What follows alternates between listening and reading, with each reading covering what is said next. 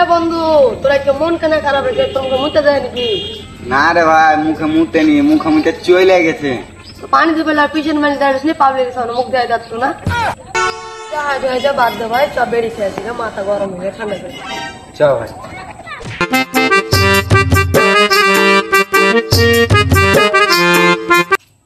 তাহলে দে একটা ভাই বেড়ে খাই তাইলে।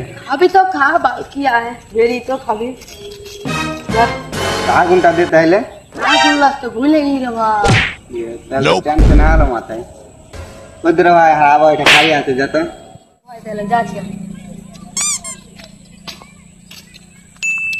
এদিন চাচা আগুন দাও তো বেরি। সালার বাটা সালা, তুই ডাটার বয়সে ছাইলা, তুই ফের আগুন চাইছিস, মারবে সালাকে এক খিচড়।